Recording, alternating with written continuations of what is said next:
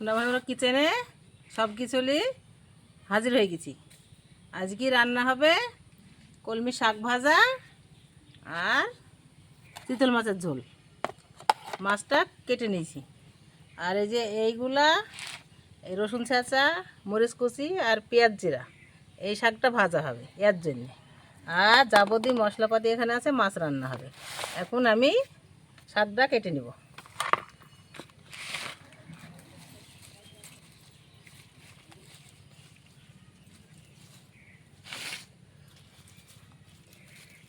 বিসমিল্লাহ।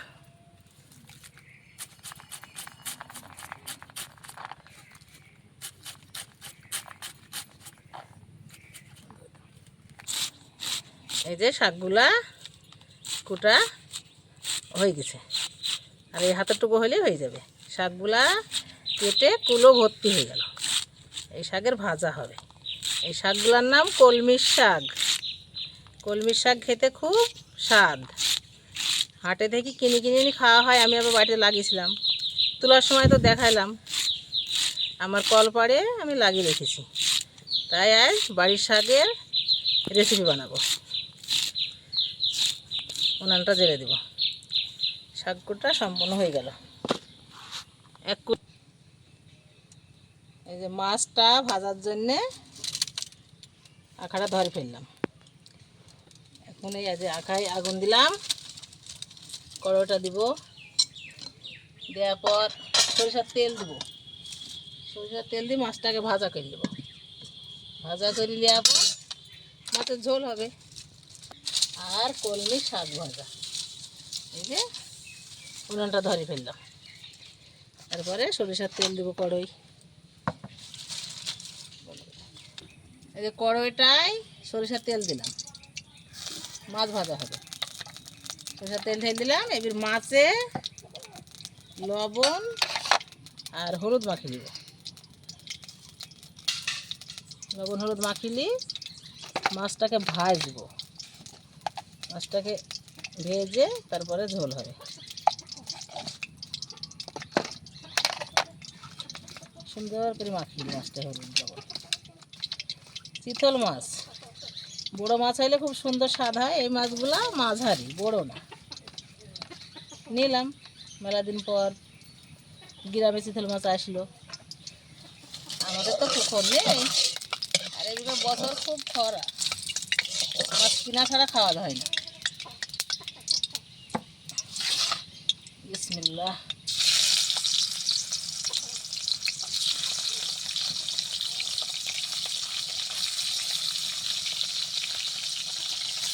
এক এক করে মাছগুলা কড়াই দিয়ে দিলাম। ভাজা হলে উল্টাবো। এই যে মাছগুলা একটু লাল হয়ে গেছে, উল্টে দিলাম। একটু উল্টি লাল করে ভেজে তুলে নেব। একে একে সব কটা উল্টে দিলাম। চিতল মাছ খুব চিকন হয়, পাতলা হয়, মাছের পাতা মতো লম্বা লম্বা। উল্টানি হয়ে গেছে, একটু করে ভাজা হয়ে যাবে, লাল লাল হয়ে ভাজা হয়ে যাবে।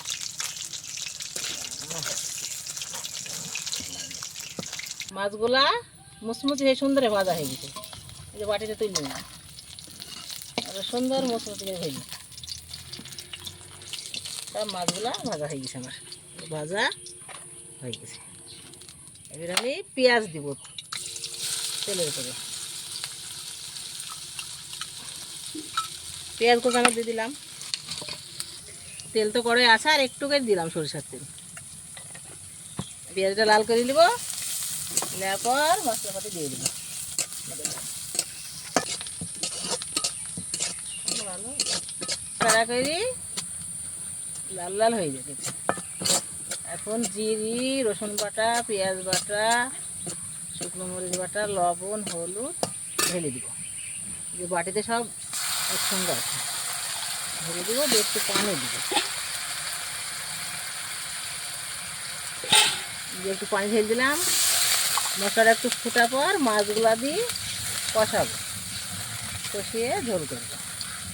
এই যে টক করে ফুটছে, গন্ধটা কেটে যাবে, কি সুন্দর সুগন্ধ হবে, সেন্ট বেরাবে। তারপরে মাছগুলো দিচ্ছি। এটা সুন্দর কষানো হয়ে গেছে আর সুন্দর খুশবু বেরোচ্ছে। এবার মাছগুলো ঢেলে দিলাম, একটু কষি নেবো, কষি নিয়ে ঝোল দেবো। একটু অল্প করে কষি নিই, একটু কষাইলে মাছের খুব টেস্টি হয়, স্বাদ বাড়ে, সেই জন্য আমি একটু কষাই।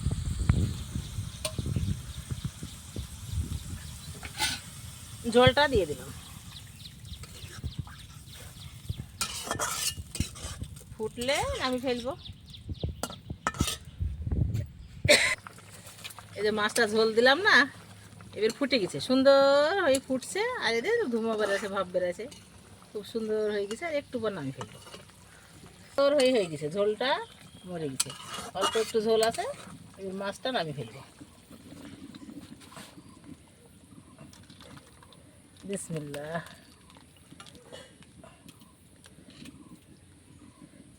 মাছটা হয়ে গেছে, একটু জিরে ভাজার গুঁড়ো দিব, তাহলে এই মাছ রান্না হয়ে গেছে। এবার শাক ভাজা করব,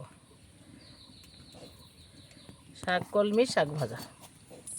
সরিষার তেল দিলাম কড়াই, কলমি শাক ভাজা করব।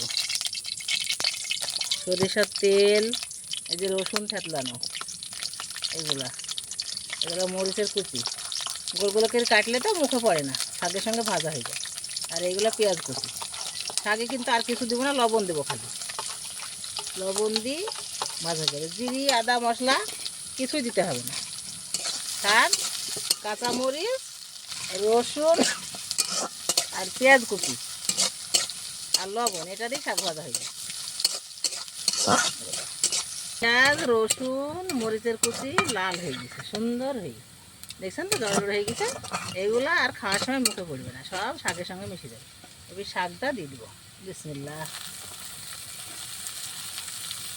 অনেকটুকু শাক হয়েছে, ভাজা পর কমে যাবে, লবণ দিলেই গলে কম হয়ে যাবে।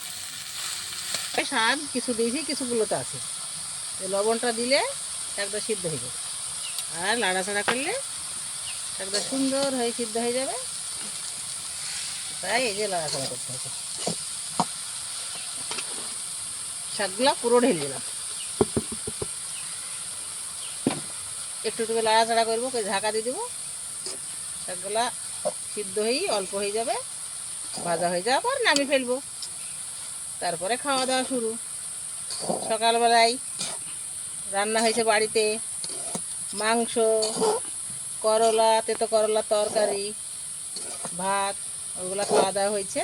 এখন দুপুরকার রান্না করছি আমরা। এই ঢাকা দিয়ে দিলাম, এই ঢাকা দিয়ে দিয়েছিলাম, ঢাকনাটা আলগা করলাম। এই যে শাক গইলে অর্ধেক কমে গেছে, এখনও আরও অনেক কমবে। দেখছেন তো কত সুন্দর হয়ে গেছে। এখন আর বোঝা যাচ্ছে না যে কলমির শাক। কলমির পাতাগুলা গলে গেছে, ডাঁটাগুলা সুন্দরভাবে দেখা যাচ্ছে। আবার একটু ঢাকা দিয়ে দিই, শাকটা সুন্দর হয়ে ঝরঝরে হয়ে ভাজা হয়ে গেছে, গলেও গেছে সুন্দর হয়ে। শাকটা এবার নামিয়ে ফেলবো, রান্না সম্পূর্ণ হয়ে গেছে। এই ঢেলে ফেলবো, তাহলে এই যে ঢেলে ফেললাম।